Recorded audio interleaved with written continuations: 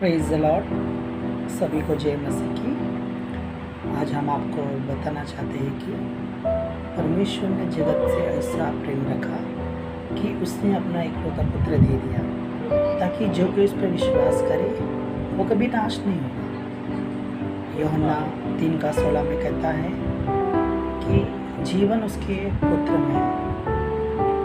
पुत्र मीन्स खुदा का बेटा। तो हमें पहला ये विश्वास करना है कि यीशु मसीह खुदा का बेटा है, और जो कोई ये विश्वास करता है कि यीशु पिता परमेश्वर का एकलौता एक पुत्र है तो अनंत जीवन उसका है।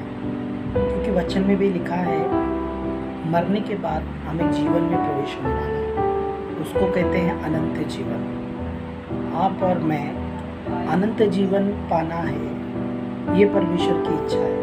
इसलिए उन्होंने अपना एकलौता पुत्र हमारे लिए इस दुनिया में भेजा।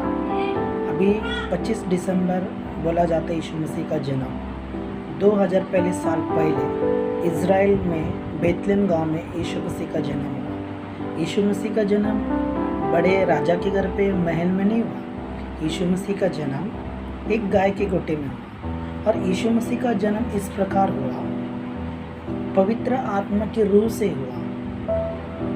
कुंवारी के पेट में जन्म हुआ यीशु मसीह, और कुंवारी के जन्म होने से पहले कुंवारी के ऊपर पवित्र आत्मा का अभिषेक उतरा।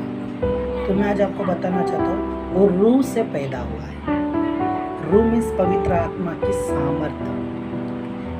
स्वर्गदूत ने आके संदेश दिया कि तू गर्भवती होगी, तो एक पुत्र को जनेगी, तो उसका नाम यीशु रखना।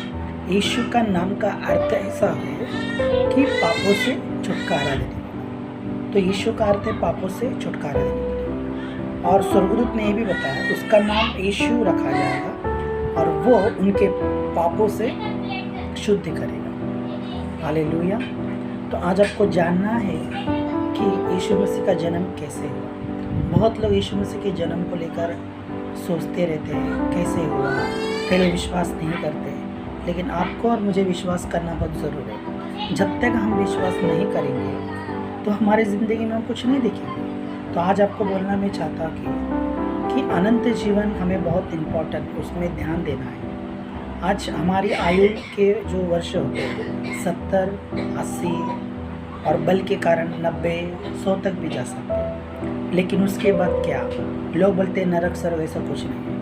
लेकिन मैं आपको बताना चाहता हूँ बाइबल के वचन के अनुसार स्वर्ग भी है, नरक भी है। जो प्रभु पे विश्वास करता है अनंत जीवन उसका है। जो विश्वास नहीं करता वो दोषी ठहरा चुका है। तो मैं आज आपको बोलना चाहता हूँ यूहन्ना 3:16 के अनुसार कि खुदा ने जगत से प्यार करके अपना इकलौता पुत्र हमारे लिए दे दिया ताकि हमारा नाश ना हो। तो आप उस पर विश्वास करते हैं, उसके वचन को मानते हैं। अगर पूरे दिल से अगर अपना प्रभु करके अगर उसे तुम ग्रहण करते हो, ग्रहण करना और मुँह से अंगीकार करना, मन से विश्वास करना और मुँह से अंगीकार करना। जब तुम अंगीकार करते हैं तो हमारे पाप को वो क्षमा करता। पापों की क्षमा के लिए कोई बलिदान की आवश्यकता नहीं है। बकरी काटना, कबूतर काटना, बलि चढ़ाना, लहू छिड़कना एक समय था, एक जुना नियम में एक समय था। लेकिन जब हम नए नियम में देखते हैं यीशु मसीह खुद एक बलि हुआ, तो हमें अभी कोई बलि की आवश्यकता नहीं है। अरे हमारे लिए यीशु मसीह ने अपने आप को दे दिया।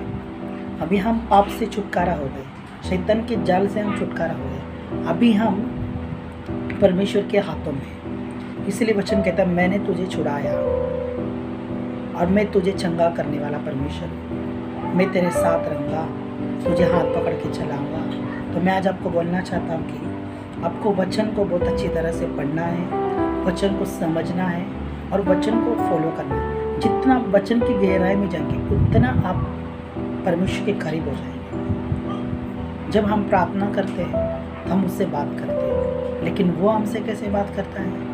उसके वचन के जरिए। तो मैं आज आपको बोलना चाहता हूँ कि अनंत जीवन पाना है बहुत ज़रूरी। हमने दुनिया में सब कुछ कमाया, अगर यीशु मसीह को अगर हम गंवाएं, यीशु मसीह ने खुद कहा तुम संसार में सब कुछ कर लो, लेकिन अगर तुम्हारे आत्मा का नाश होगा तो तुम्हें क्या फ़ायदा होगा। इसलिए हमारे अंदर जो रखा है बहुमूल्य आत्मा, उससे हमें ध्यान देना है। हमें मरने के बाद एक अनंत जीवन में स्वर्ग राज्य में जाना है। पिता की इच्छा यही है कि हम भटके हुए थे, नाश में थे, बीमारी में थे, बंधन में थे, इसलिए अपने इकलौता पुत्र को दुनिया में बेचकर जो हम दूर हो गए थे उनको वापस मिलाने के लिए यीशु मसीह दुनिया में आए, हमारे पापों के लिए मरे, हमारे पापों के लिए गाड़े गए और पिता परमेश्वर उनको वापस 3 दिन के बाद जिलाया।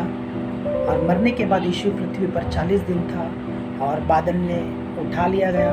यीशु ने कहा, जिस तरह तुम मुझे जाते समय देख रहे हो उसी तरह मैं वापस आऊँगा। तो ये वचन के द्वारा प्रभु आप आशीष करें। God bless you.